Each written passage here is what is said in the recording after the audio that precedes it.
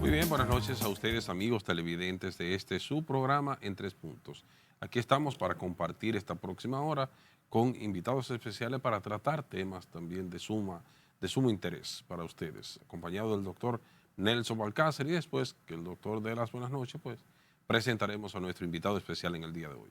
Gracias, Guillermo. Buenas noches a ti, buenas noches al país, que noche tras noche y a esta hora tan especial de la noche, pues nos permite entrar a sus hogares y llevándoles informaciones importantes. Hoy viernes, como siempre, lo tenemos acostumbrado a traer invitados que aporten de verdad al conocimiento de nuestros televidentes. Pero el honor lo tendrá siempre Guillermo para presentar nuestro invitado de hoy. No hay duda que esa palabra que usted dijo, que aporten al- con sus conocimientos a nuestros televidentes, eso está más que probado con el invitado que tenemos esta noche.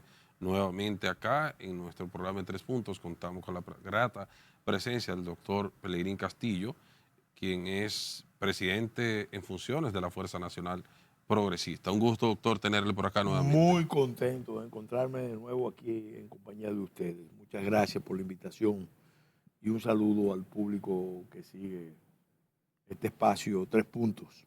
En Tres Puntos. Así es. Gracias a usted, doctor, por siempre tener la gentileza de aceptar nuestras invitaciones. Vamos a entrar en materia, doctor, porque con usted hay que hacer una serie de programas, porque el conocimiento suyo, pues, está más que probado para tocar cualquier tipo de tema. Y vamos a empezar con los temas internacionales, doctor. En los actuales momentos y en la región está muy convulsionada o está muy, diríamos, eh, activa en cuanto al caso de Venezuela, y a nivel internacional los temas también con los países que están en conflicto aún, en el caso de Ucrania, Rusia y demás países que de manera indirecta pues inciden en este conflicto. Pero vamos a empezar, para que usted nos ponga en contexto, doctor, con la región y el caso Venezuela. ¿Cuál es su opinión al respecto? Bueno, recientemente me tocó poner en circulación, ya le haré llegar su ejemplar, Gracias. mi obra Choque de Potencias en el Gran Caribe, reflexiones sobre el orden internacional. Decidimos tirar una segunda edición, propiamente una reimpresión, porque ahora mismo muchas de las cosas que se dijeron en el año 2022 como evaluación del curso de los acontecimientos se están verificando, y vale la pena de que los dominicanos nos edifiquemos de lo que está sucediendo. Por una razón, aquí siempre hemos hecho una política muy corta, muy miope, como decía mi amigo Federico Enrique Granteró, mirándonos el ombligo. Y por eso a veces no vemos cómo los acontecimientos del mundo, del continente, de la región, de la isla, repercuten internamente. Y pagamos las consecuencias muchas veces de eso. Entonces, básicamente, ¿qué estamos viendo? Bueno, yo venía sosteniendo en esa obra que el mundo entró en una especie de guerra híbrida global. Primera guerra híbrida global, cuarta guerra mundial propiamente, porque la tercera fue la Guerra Fría. Y este escenario que estamos viviendo es un escenario completamente inédito en el mundo, en la historia. Nunca se había visto un escenario tan complejo, porque en realidad está asociado al derrumbe del orden global. El orden global que se empezó a montar después de la caída de la Unión Soviética, el campo socialista, con la visión de que el multilateralismo, es decir, el mundo sujeto a reglas, como decía el presidente Bush padre, el multiculturalismo y el transhumanismo llevado a los niveles más altos por los avances de la cuarta revolución industrial, que eso iba a crear un orden mundial que iba a ser, vamos a decir, como decía Fukuyama. Un idilio iba a ser el fin de la historia, el fin de los conflictos. Eso fue una utopía, una ilusión. Se derrumbó, empezó a derrumbarse con la crisis del 2008, de las hipotecas subprime, luego con el ascenso al poder de Xi Jinping y su línea Xi Jinping, que era una línea revisionista de la política china. China ahí con esa línea decidió salirse del rol que le habían asignado después de la caída de la Unión Soviética, que era ser la fábrica del mundo y el paraíso de las multinacionales y el punto donde se concentraran todas las cadenas de suministro de los elementos clave de la producción mundial, empezando por la tierra rara.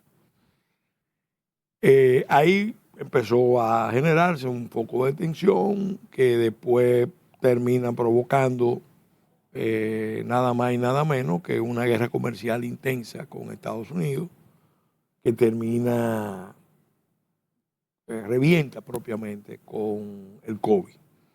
El COVID tuvo unos efectos, la pandemia, la forma en que se manejó, tuvo unos efectos en el curso de la globalización, y a partir de ahí, pues Estados Unidos sobre todo, Europa menos, decidieron empezar a desmontar la globalización. Ese proceso necesariamente viene acompañado de fricciones, antagonismos y guerras. Ahí, por ejemplo, Rusia, que desde el 2014 estaba ya en una confrontación abierta con OTAN y con Europa. Rusia aprovecha en el contexto del COVID, saliendo de la pandemia y saliendo la OTAN dando pena de Afganistán. Rusia aprovecha y dice, bueno, este es mi momento. Este es el momento de consolidar mi dominio en Ucrania y sobre todo el control de Crimea. Y ahí empieza la guerra, lo que se pensó como una operación especial, definitivamente se ha prolongado como guerra, porque el objetivo también de ese conflicto no era solamente resolver el problema entre Rusia y Ucrania, sino cambiar la dependencia de Europa de Rusia en materia energética, de inversiones y de tecnología. Rusia dependía mucho de inversiones europeas, tecnología europea, y Europa estaba dependiendo del gas. Y con la guerra eso se acabó. Entonces, ¿qué pasa? Eso automáticamente activó casi todos los conflictos de la Guerra Fría, se activaron. Casi todos. Conflictos en Medio Oriente, los conflictos en Europa del Este, ahí todas esas tensiones, los conflictos en Asia-Pacífico, y llegamos al Caribe. Hice ese recuento para llegar al Caribe. Correcto. El Caribe vuelve a ser, y es lo que yo explico en el libro, vuelve a ser, ya esta es la cuarta ocasión, después de la guerra hispanoamericana, donde se consolida el poder americano como potencia de primer nivel mundial. Vuelve a ser la cuarta ocasión donde las potencias rivales de Estados Unidos chocan con Estados Unidos. Pero en este caso están chocando en un contexto de guerra híbrida. Y la guerra híbrida es diferente, completamente diferente a la guerra de primera, segunda y tercera generación. Cuarta generación, algunos dicen quinta. Las características fundamentales de la guerra híbrida es que los que están participando en la guerra ni siquiera tienen plena conciencia de que es una guerra hasta que empiezan a caer las bombas, porque previamente cualquier cosa se puede considerar una guerra híbrida, un ciberataque, una guerra económica, una jugada diplomática, un relato que destruya, porque la esencia de la guerra híbrida es romper los factores de cohesión social de una sociedad. y sobre todo destruir las estructuras cognitivas de los estados. Cuando una sociedad pierde eso, se derrumba. Esa lucha se trajo al Caribe. Se trajo al Caribe como réplica a la lucha de China con Estados Unidos. Fíjense que la embajadora americana del presidente Trump tiene como prioridad en la agenda, y lo anuncia, contener a China.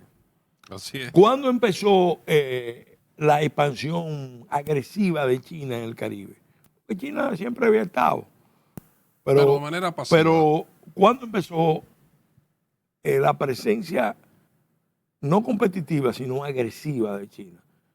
Cuando el presidente Trump recibe una llamada de la presidenta Tsai de Taiwán, China decide, vamos a replicar en cuestión de un año, con diplomacia de chequera y muchas ofertas, El Salvador, Panamá y República Dominicana. El plan de ellos era Haití inicialmente. Ajá. Y hasta Puerto Rico, pero era más complicado. Entonces se metieron en estos 3 países y le movieron en el tablero a los norteamericanos, en el tablero del Caribe, todas las fichas, porque los chinos son sutiles. Ellos no te van a mandar un portaaviones. No, pero, inteligentemente. Pero te hacen un movimiento de envolvimiento para demostrarte que Estados Unidos es una potencia impotente. Así un es. Tigre de papel. Exactamente, doctor. Como decía Mao Zedong. Así es, doctor. Con la anuencia suya, vámonos a nuestra primera pausa comercial y de inmediato vamos a regresar con el doctor Pelegrín Castillo acá en esta interesante entrevista. Adelante, señor director. Muy bien, continuamos acá en su programa en 3 puntos con nuestro invitado, el doctor Pelegrín Castillo. Alcácer, ¿usted sí. tenía una pregunta? Doctor, usted mencionó la forma sutil en que tenía o tiene planificado China de cómo penetrar a través de países como Puerto Rico, República Dominicana, Panamá, Venezuela. Y hemos visto en las últimas semanas la aprobación del presidente de la República para que los Estados Unidos utilicen, ya sea en forma de abastecimiento o de forma estratégica, si se quiere, el aeropuerto de la Fuerza Aérea Dominicana, el aeropuerto principal, que es de las Américas, y quién sabe cuál otro más. ¿Usted pudiera decirnos si esto pudiera ser, valga la redundancia, una estrategia norteamericana, una estrategia de respuesta a eso, o es solamente para abastecerse y estar cerca, dicen, de que estar intercediendo ante las lanchas que llevan droga de Venezuela? Y si fuera eso, ¿por qué no lo hicieron desde Puerto Rico o de Guantánamo, que tienen bases militares? Miren, yo pienso que esa presencia de aviones norteamericanos en el Aeropuerto Internacional de las Américas, José Francisco Peña Gómez, y en el Aeropuerto San Isidro, aeropuerto militar, obedece a otras razones que probablemente no se han revelado, pero es lo que uno presume. Recuerden que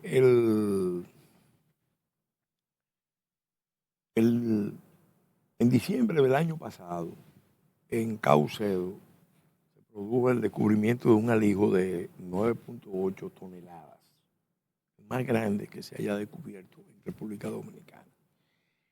Y esa droga generó mucha controversia en la región, porque recuérdense que originalmente se dijo que venía de Honduras. Uh-huh.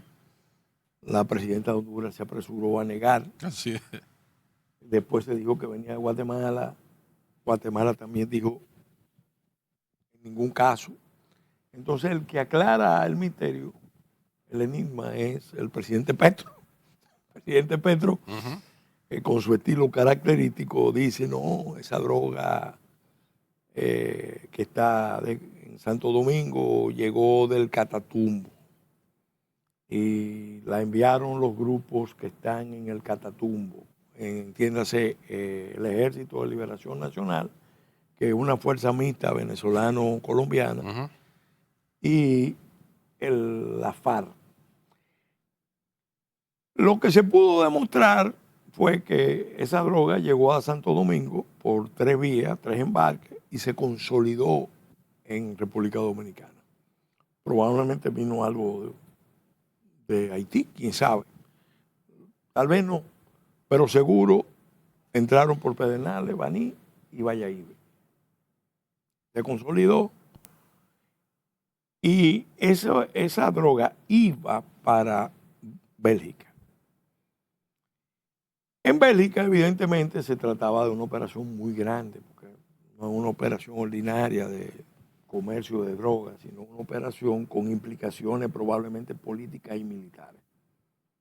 Porque el patrón de operaciones, de ese tipo de operaciones, normalmente se hace cuando hay una urgencia, y parece que había una urgencia en ese momento.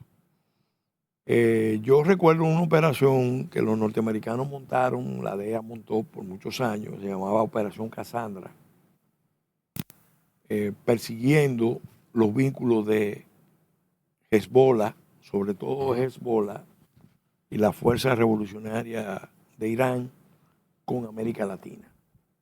El envío de droga a Europa.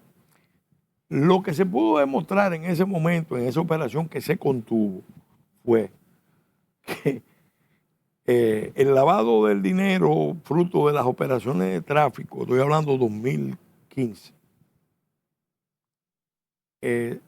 ese dinero que se lavaba en Canadá, incluso en un banco que se cerró, el Banco Libanés Canadiense, y se lavaba en la costa occidental de África a través de la importación de vehículos desde los Estados Unidos. Y todo ese dinero iba a los bancos libaneses, al tesoro de Hezbollah. Entonces, ¿qué pasa? Esa segunda parte, yo creo que los norteamericanos la saben o la sospechan o la están investigando, pero revela que ahí hay una operación intercontinental. ¿Qué pasa? El puerto multimodal Caucedo, que lo administra Dubai Port y algunos intereses locales, es desde que se abrió la estructura de embarque junto con Puerto de Jaina, también está entrando Montecristi y en menor medida San Pedro, para envío de droga al exterior. Pero al ponerlo Dubai ahí... Port, usted dice que es que administra el... Sí, ese puerto es Dubai Port. ¿Qué es? Es una empresa del estado de Dubái. Ok, perfecto. Es una empresa de Dubái que tiene muchos puertos en el mundo. Entonces, ¿qué pasa? Al venir eso ahí en esa operación de esa envergadura, yo creo que los norteamericanos probablemente entendieron que había que poner más vigilancia sobre la zona. Y esos aviones son aviones de vigilancia. Aún estando en tierra, probablemente tienen equipos que captan todas las conexiones, todas las comunicaciones que están en la zona. Pero hay otra razón adicional, y es que ahí, y la gente no lo sabe, en Caucedo está la terminal de gas, los tanques mayores de gas natural del país, 400 megavatios de la empresa AES, que es una empresa norteamericana, en materia de energía la empresa más grande del país. Okay. Y la matriz energética de República Dominicana descansa un 40%. El otro día sufrimos un apagón de un día y el país estuvo al punto de desestabilizarse. Las explicaciones que se dieron a mí no me convencieron mucho. Pero usted tiene mucho conocimiento sobre ello, porque usted fue el primer ministro que participó en la creación del Ministerio. Mucha gente entendió que fue un error de un operador experimentado, porque era una persona experimentada que cometió el error y que produjo una reacción en cadena, y el sistema para autoprotegerse se desconectó. Bueno, pues puede ser. Y el conocimiento Pero, suyo, la experiencia, bueno, la pero expertise. puede ser, pero ¿qué pasa? Y es la parte que yo llamo mucho la atención sobre esto. Cuando pasan muchos eventos de este tipo, casi simultáneamente, tú tienes que pensar que puede haber otra cosa. Ejemplo, se produjo el apagón, se produjo el fallo simultáneamente, el fallo del metro, Ujú. se produjo el fallo del teleférico. Y 2 días después se produjo un ataque a las estructuras cibernéticas de defensa del Ministerio de Energía, del Ministerio de Defensa, que Eso ellos no, mismos lo eso revelaron. prácticamente no se dijo. Salió en los medios. Lo que pasa es que no se quiso, porque aquí tenemos una, yo no sé si buena o mala costumbre. Como somos un país turístico y además estamos interesados en vender el camello de que este es un país pacífico, Ujú, ujú. un éxito en todos los campos. Paraíso Pues terrenal. nadie le gusta hablar de que pudieran haber amenazas de este tipo. Entonces, el turismo, por ejemplo, hay que protegerlo y hay medidas que deberían tomarse que no se han tomado por eso mismo.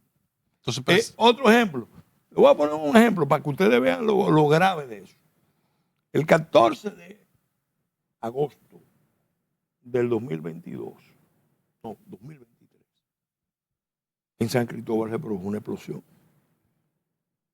Se murieron 30. cerca de 60 personas, ujú, así es. muchos heridos, todavía hay cadáveres sin identificar. Ujú.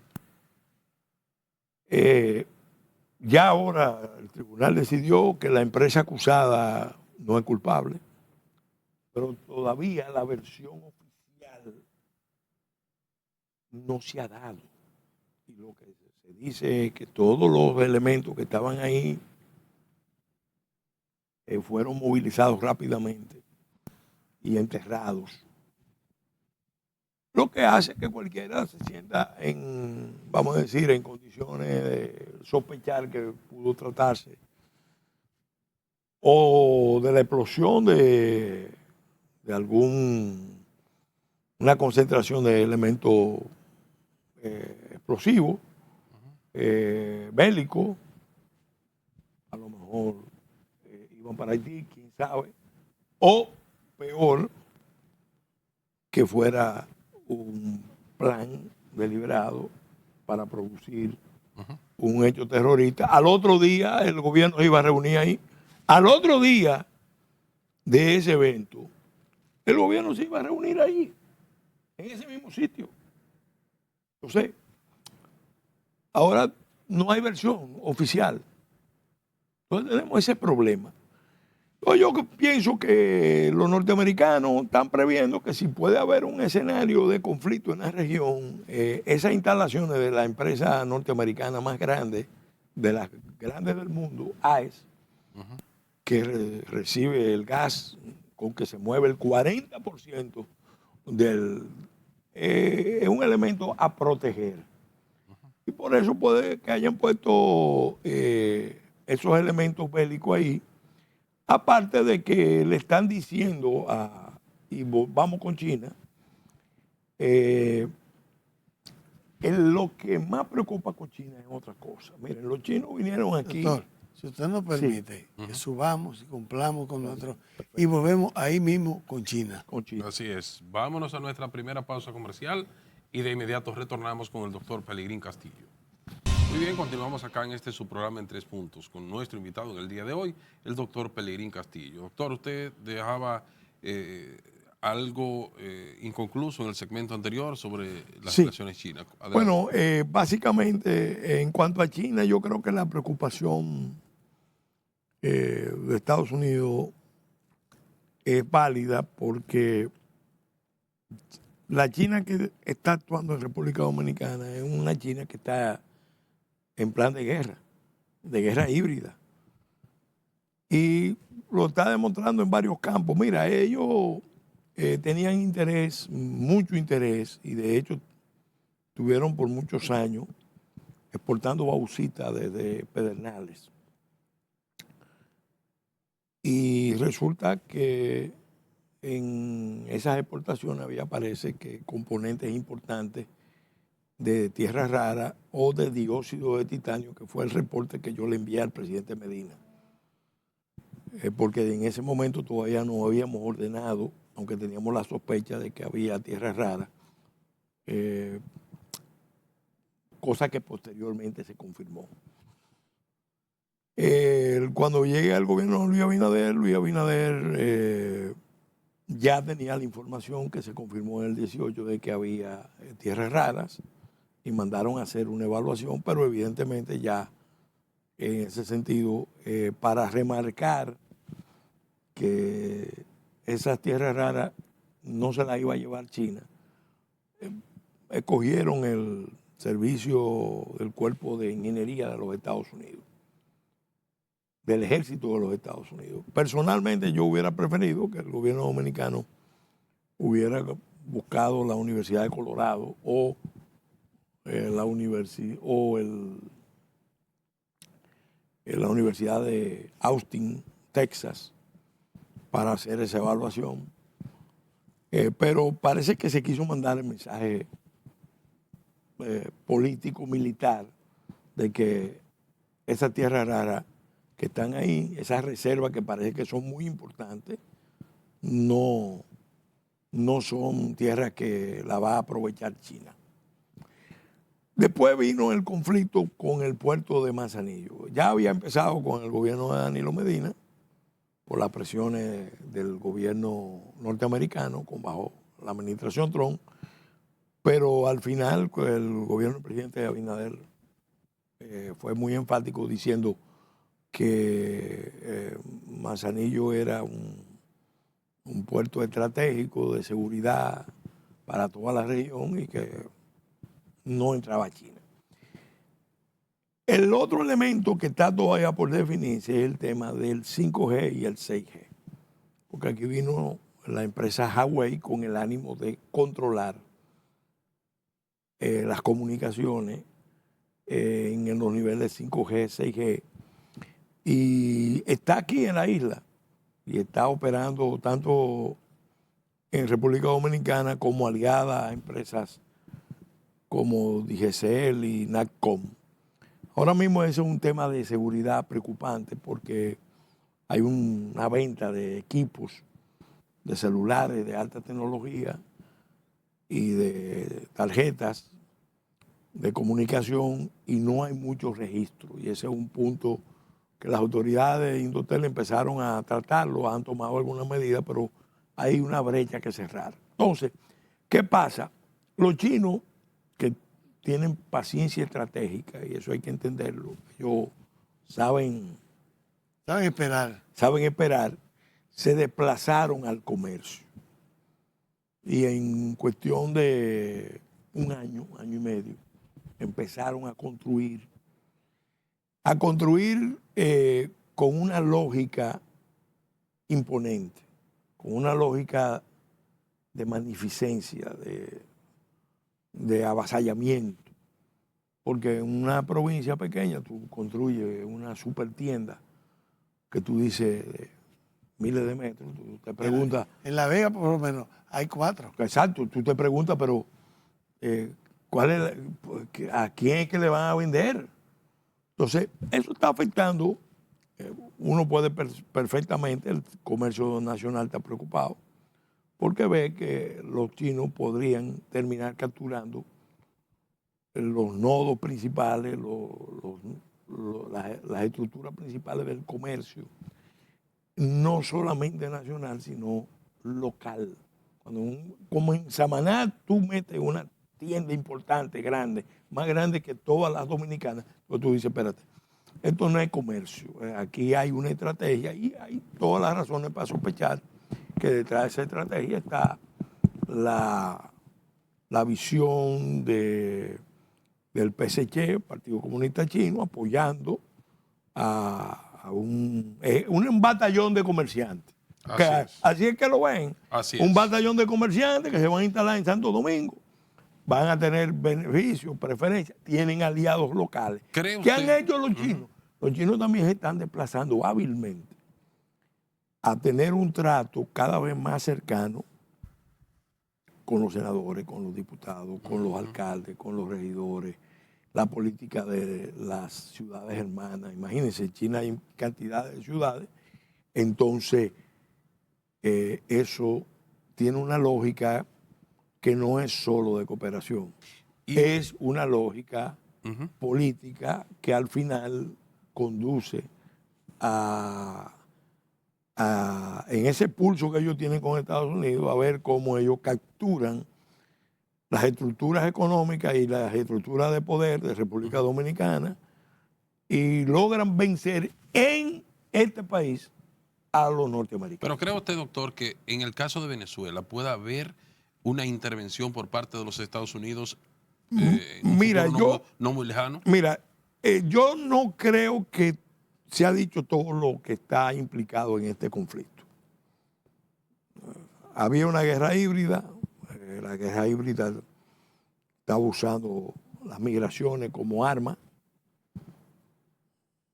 el gobierno de Maduro, y eso yo doy testimonio, ellos tenían, no solamente a nivel del continente, sino fuera del continente. Por ejemplo, voy a poner un caso que es emblemático.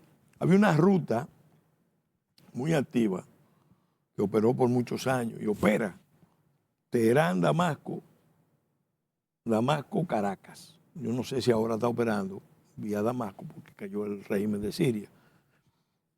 Mucha gente de toda esa zona venía a Venezuela y en Venezuela obtenían pasaportes venezolanos y se repartían en todo el continente.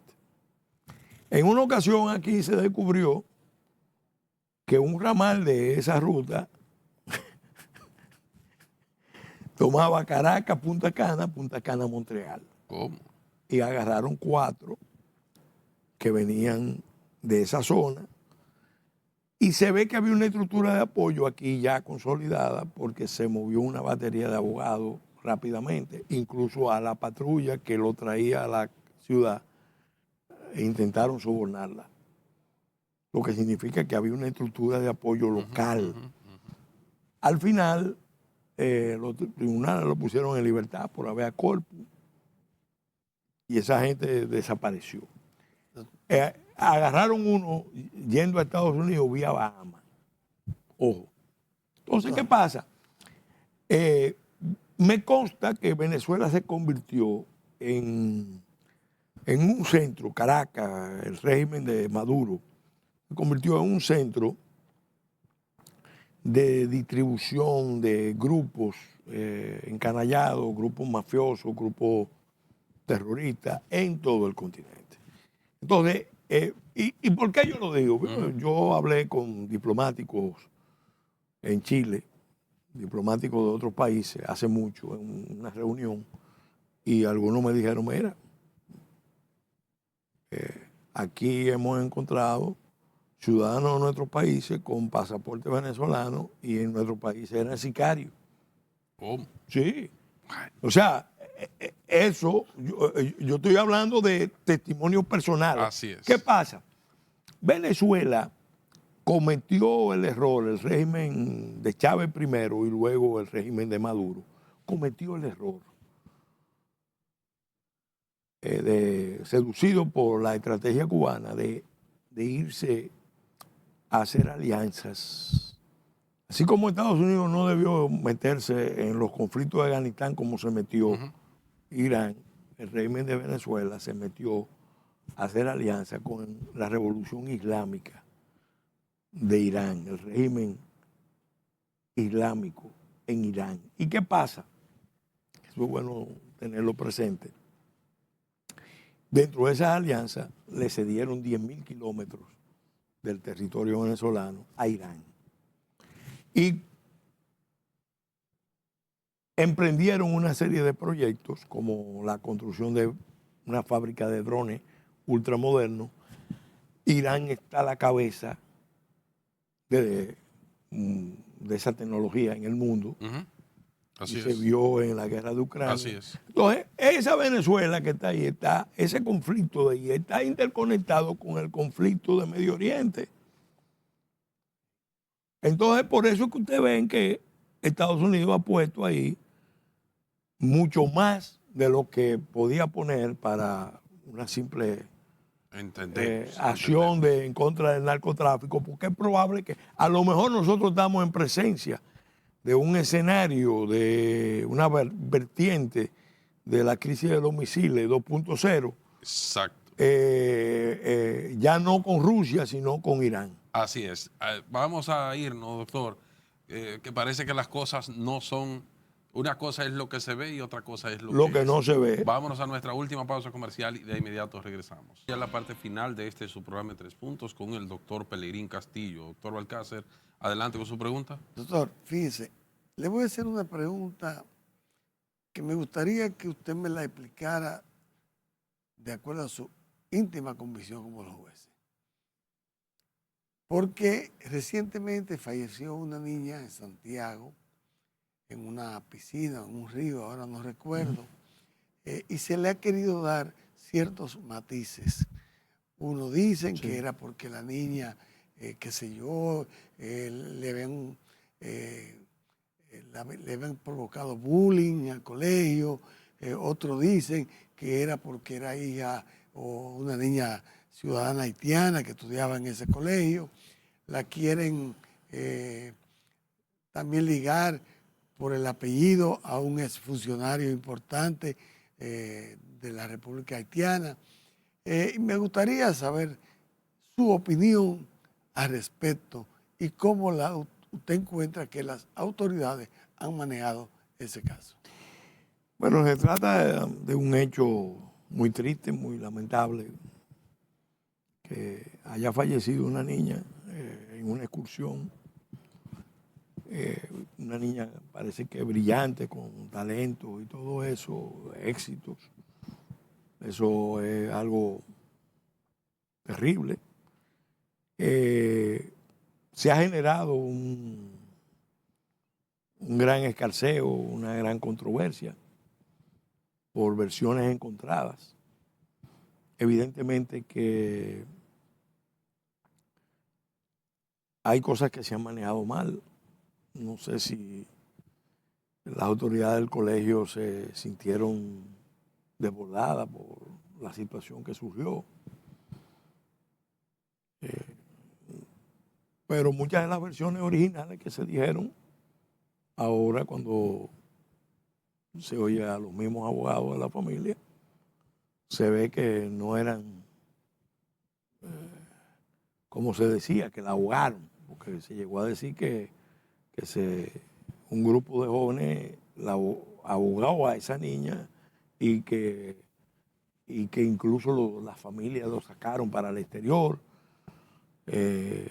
Yo creo que evidentemente hay una situación ahí que no fue bien manejada, definitivamente. Ahora, ya está en manos de la justicia, la autopsia evidentemente habló ya de ahogamiento, pero en el video no se ve que hubo una acción en contra de ella para ahogarla. Así es. Eso viene el debate de si había sensibilidad o no. Según la versión que yo he oído, en el colegio ella no es la única niña haitiana. Así es. Eso es correcto. Hay profesores que son haitianos. Sí, es muy lamentable. Y hay personal del colegio que son haitianos.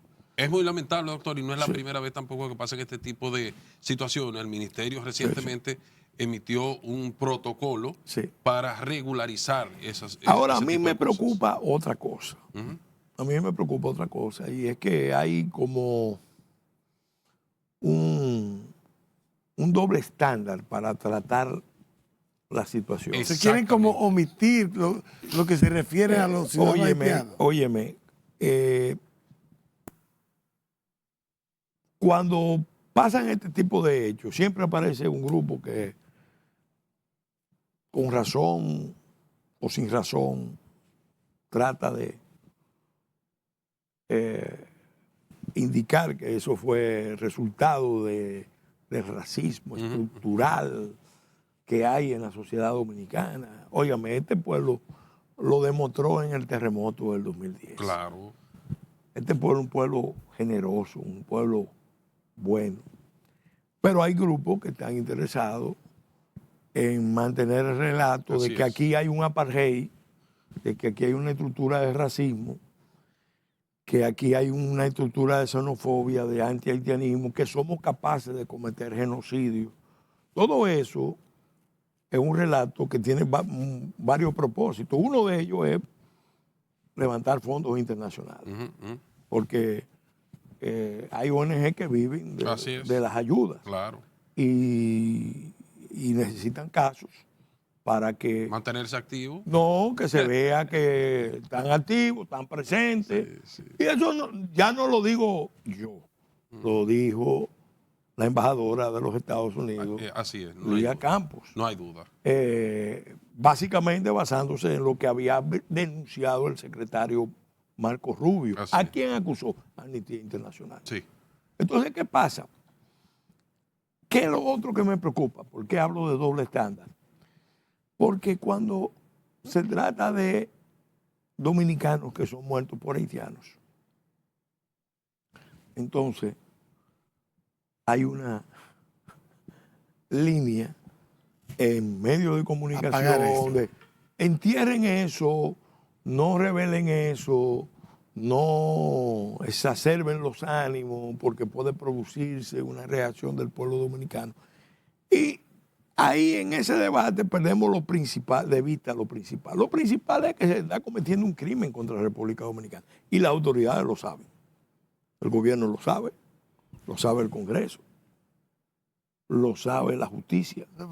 ¿Por qué lo permitimos? ¿Cuál es el crimen? El gobierno sabe muchas cosas. ¿Cuál es el crimen?